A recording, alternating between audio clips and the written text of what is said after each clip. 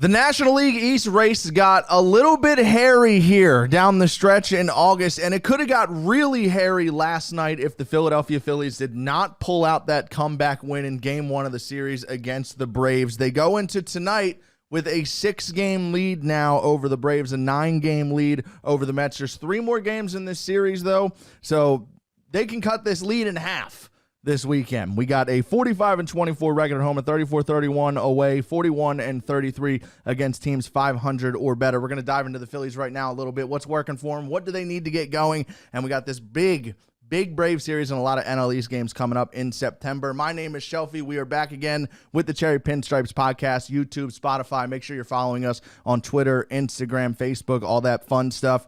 This series this weekend, hopefully last night's game, is the turning point for the team this season. The Braves, if they pull that game out last night, suddenly it's a 4-game lead in the division. You got 3 more against the Braves, 7 against the Mets, not playing too well in the second half.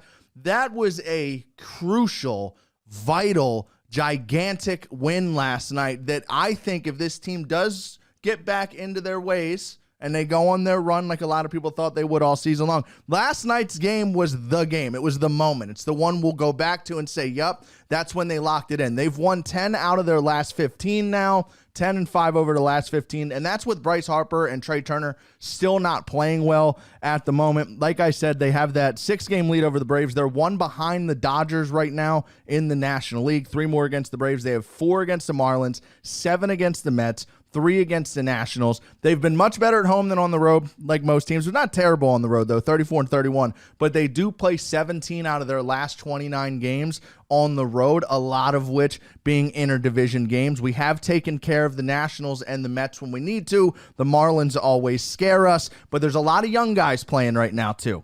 You got Connor Norby, who came over in that Baltimore Orioles deal, who's playing great right now for the Marlins. And the Marlins they just played great against us the last time they came to town. So none of these teams, regardless of what's going on, it's always the expanded rosters in September. You got to show up and beat these teams and stretch this lead in the National League East. But it starts with this 4-game series against the Braves, riding the momentum from last night. That big 3-run homer from Brandon Marsh opposite field. Wind kind of catered to that one a little bit, but it got the momentum rolling. And eventually Nick Castellanos with the 2-run homer gives them the lead late, and the bullpen shut it down. Braves Twitter was engulfed in flames last night when they took the starter out of that game. And I don't blame them necessarily. It stinks when you go to the bullpen and the first guy, Aaron Bummer, came out of the pen, gave up that first game, and you could sense it. You could kind of sense the momentum rolling. Brandon Marsh got hot. The Nick Castellanos homer was just a spark plug moment. Orion Kerkering, Matt Strahm, and Jeff Hoffman, 1-2-3, shut it down in the bullpen. 3 1/3 scoreless in relief for Christopher Sanchez, who ended up having a pretty decent game. He went 5 2/3, gave up 4. Only 2 of those 4 runs were earned. He struck out 8. And this game started bad. Matt Olson had 2 home runs, and the Braves had a 4-0 lead by the time you got to the middle innings of this game, but the Phillies got a hold on it late. Big win in this one, 3 more coming up. The matchups for the last 3 games of this series. Tonight we have Ranger Suarez versus Ronaldo Lopez. Ronaldo Lopez has been great this season, kind of bordering the eligibility line when it comes to the ERA, but he's been great with the innings he's got out there. The Phillies are avoiding Chris Sale in this series, but still, Ronaldo Lopez. They got Max Fried going in Game 3 against Zach Wheeler, and then the final game of the series, Schwellenbach, who's been one of the breakout pitchers in Major League Baseball this season, will be going up against Aaron Nola. This is going to be a dogfight series. The next 3 games of the series, 6:40 start time, 7:15 start time, and a 7:10 start time. Aaron Nola, he's had some bad starts against the Braves over the year. The core of this team has seen him an awful lot, but he's coming off one of his best starts of the season. It'll be huge to have him really get rolling into September and do what he does, get hot at the right time of the year. He's always a good playoff pitcher. Typical Aaron Nola stuff. The dominoes are falling for Aaron Nola to get rolling at the right time and turn this in. A good start against the Braves to end out this series would be huge for Aaron Nola. Now we're going to talk about our boys a little bit. The hot boys, Nick Castellanos and Johan Rojas. Nick Castellanos has been the MVP of this ball club in the second half. I noted at the top, Bryce Harper and Trey Turner have been struggling a bit. Both of their OPSs in the second half start with a 6, and they're getting really close to a 5. Nick Castellanos, on the other hand, 296 average, 514 slugging, 852 OPS. He's back to a positive WAR now on the season, which if you would have asked me 2 months ago, I don't think that was ever even in the cards because he doesn't provide much defensively, and the 6 to 8 week start that he had to the season was so bad. I actually believe if you go back a few podcasts, I said, I don't think there's anything Nick Castellanos can do this year to fix his numbers, but he's managed to do it. He had a monster home run last night to give the Phillies that win, a big game-winning home run to center field late in that game to give them the 5-4 lead. But this guy is now contributing what you paid for. And I've said it since the day we signed him. He was always going to be a streaky power hitter. He tells you as bluntly as he can anytime anyone asks, see ball, hit ball. There's no strategy. There's not much of an approach. He is up there playing backyard baseball. This is not an analytics-based baseball player. He goes up there hacking. And when he's hot, it is very, very fun to watch. And when he's not, it can get ugly. But just like a lot of guys on this team, and we've seen it last year with the Braves series in the playoffs, he seems to step up when it matters most. It doesn't matter if the OPS is 670, 740, or 852 like it's been in the second half. I want this guy in our lineup in big games, and this Nick Castellanos, if we have this Nick Castellanos in the playoffs, Bryce Harper gets going, look out, because an MVP Nick Castellanos is exactly what you paid $100 million for. Now, next to him in center field, his guy, Johan Rojas, kind of figuring it out a little bit. He's batting 300 on the dot in the second half. You really can't ask for much more than that. The OPS and the slugging's never going to be there. It's just never going to be there. He's not going to walk a ton. He's in the 9-hole. He's not the best hitter in the world. Pitchers are going to be attacking him.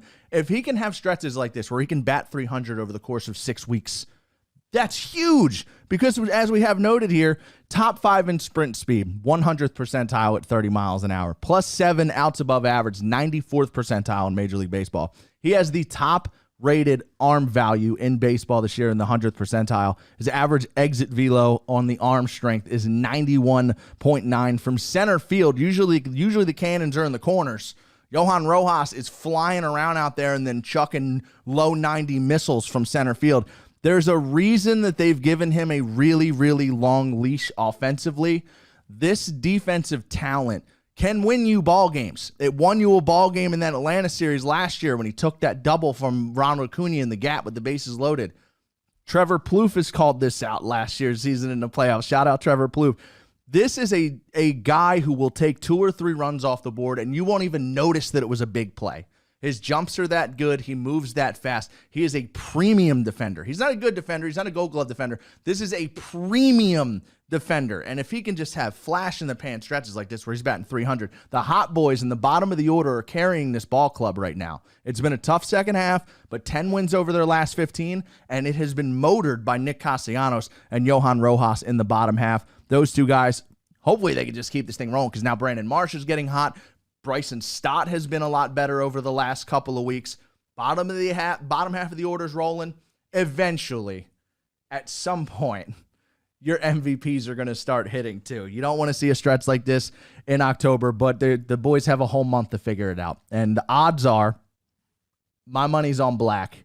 Bryce Harper and Trey Turner are going to turn it around before we get to October. Hopefully, Johan Rojas is still hitting by then. The other concern I have with this team, and this has been a huge topic on Twitter over the last couple of weeks, and really since the bullpen deadline acquisitions that were made with Carlos Estevez and Tanner Banks, the bullpen identity. What is the bullpen identity? My biggest concern with the Phillies, they have a great bullpen. They have so many guys that they can go to, righty and lefty. They have options, and now you're moving Taijuan Walker out there. We'll see what he can bring to the table. But every single night, no matter who the starting pitcher is for the Phillies, when we get to the 5th inning, I don't know who's coming out first. I don't know who the setup man is that night. I'm not sure if it's going to be Carlos Estevez that's closing. It's just a lot of we're playing it by inning. And I get that in the analytics era of baseball. But there is, and I'm a big preacher of habit and routine in this sport. You got to have at least a little bit of consistency. I don't love that we'll use Jeff Hoffman in the 9th and then turn around and use him in the 6th 2 days later. I don't love that, especially with the depth that we have. I don't think there's any reason for it. You look at that 2022 World Series against the Houston Astros. Before the Phillies even faced the Astros in that series, my biggest fear that playoff was the Astros because they had an identity in their bullpen. If they got to the sixth, that was it. Rafael Montero, Hector Neris, Brian Abreu, Ryan Presley. Ding, dong, ding, dong. Didn't matter if you had lefties coming, righties coming. They were bringing their best guy, beat him. We have the arms to do that. Carlos Estevez and Jeff Hoffman should be splitting the eighth and the ninth, however you want to do it. Stop getting fancy with this stuff, man. If I see Jeff Hoffman in the sixth inning one more time, I'm going to throw up all over my desk. He honestly could be closed. If we didn't pick up Carlos Estevez and Jeff Hoffman wasn't the solidified closer right now, I'd be flipping tables around this office. Carlos Estevez, another note on him. Fan base, there's a couple people on Twitter that don't seem to think the Carlos Estevez pickup was great. There's two things you can't do with Carlos Estevez, and I'm going to preface this by saying there's nothing wrong with this. Some guys are just like this. You're not paying $30 million. Carlos Estevez can't go 2 innings, and you shouldn't pitch him on back-to-back days. Just like we should have never thrown Craig Kimbrell in the 8th inning when he was here. He's a 9th inning closer. Some guys just don't have the 8th. Just like some setup guys can't pitch in the 9th. Craig Kimbrell has always been that way. You go back to 2009, 2010, whenever he came up, he's better in the 9th than he is in the 8th. It's weird, but he just is. We didn't use him right. We've got to stop playing games. Lock these guys in. Let this bullpen have an idea. I want the other team to know what's coming and be fearful. We don't have to play matchups. We have 3 bullpen relievers that were in the All-Star game, not counting Carlos Estevez. What? Jose Alvarado's not here anymore. We don't even notice. Tanner Banks is a stud. Identity. This team has to have an identity on October 1st.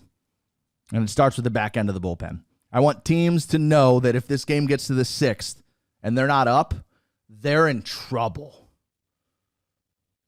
The mixing and matching has to stop. That's my biggest fear. But Taijuan Walker, where does he fit in? How does this work? I am not closed off to the idea that this guy's going to go to the bullpen and actually provide some value, especially if you get in a spot where you need 2 innings in the 5th, 6th, or 6th, 7th, or the 4th, 5th maybe. So maybe things go real south and you got to get desperate. We've thrown Noah Syndergaard middle relief in a playoff scenario before. Maybe comes out. Could you see that story? That storyline, Taijuan Walker coming out middle relief, gets 2 scoreless in a playoff game. Suddenly he's a hero. I've seen crazier things in Philadelphia. I've seen much crazier things in Philadelphia. But now, before I wrap this up, because going into September, we're going to have a lot to talk about. This playoff race is going to get spicy. Like I said, we have a million division games coming up, and you know how it is in the NL East. Like we said, it doesn't matter who we're playing or what the record is. These NL East games are spicy and weird. We will have Jake Berger having 3 homer games on us if we don't show up. This team really needs their MVPs to get going. We've talked about the bullpen identity. The back end of the lineup's been great right now. But no matter what, you go back to the NLCS last year, up 3-2, come back home, you have 2 home games. Lineup's been great. Pitching staff's been great. I know we talk about that 8th inning from Craig Kimbrell. 1, 2, 3, 4 in the lineup had 2 hits in 2 games. 2 for 21 or 22 with a walk, I think. Does not matter what anyone else on the field is doing. You're not winning that game.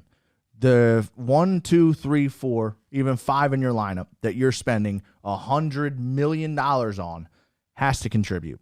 And right now, my guys, who I've never critiqued on this show, by the way, are having a tough go. 37 second half games for Bryce Harper right now. He's batting .230 with a .691 OPS. Trey Turner, 36 second half games. .230 average, .601 OPS. Just 3 home runs. That OPS is almost in the 500s now. 66 OPS plus for Trey Turner. And Trey Turner's not out. It's not like he's not a guy that, like, when he's not hitting, he's saving runs on this side. You're eating average defense for Trey Turner. So stretches like this, this season, it's kind of been, that's what this season's kind of been for him, if we're being honest. Been a lot of up and down. 866 April, March, 571 in May, 944 in July, 637 in August. Does he get hot in September, go down in October? Or do we just let him ride out this cold streak for 2 or 3 more weeks and get hot in October? Just like Nick Castellanos, he was catching the barrels against the Braves in the playoffs last season. But we need these guys to get going. Straight up. And again, back to the top, last night's game hopefully can be a pillar moment. You see a guy like Brandon Marsh come out and say, no, we're going to win this game. Big barrel opposite field home run. Bryce Harper is built for the moment. And ever since he's come to Philadelphia, he came to Philadelphia with a tag as someone who couldn't really perform in the postseason. And overall, his postseason numbers don't look great because his first playoff as a 19-year-old, he went 1 for 21. So they're always going to be anchored down by that. He's been phenomenal with the Phillies. Got that Padres series. He couldn't even believe it in the dugout. Did I just do that? I think was the first thing that came out of his mouth in the dugout after he took his helmet off was, did I really just do that? That's the Bryce Harper this team needs right now. Bryce starts hitting. Trey starts hitting. Bullpen, lock this in. It's been a month now. Tanner Banks has been here a month. Carlos Estevez has been here a month. We know what we have in Jeff Hoffman. Get the identity right there. Figure out what you have in Taijuan Walker. I like this bench now a lot more than I did at the deadline. I know we moved Whit Merrifield, and he turned into Kansas City Royals Whit Merrifield down in Atlanta. Austin Hayes is going to be coming back soon. Should add some extra thump against lefties down the stretch, and that'll be huge against the bullpens with the expanded rosters. You're going to see a few more lefties in September.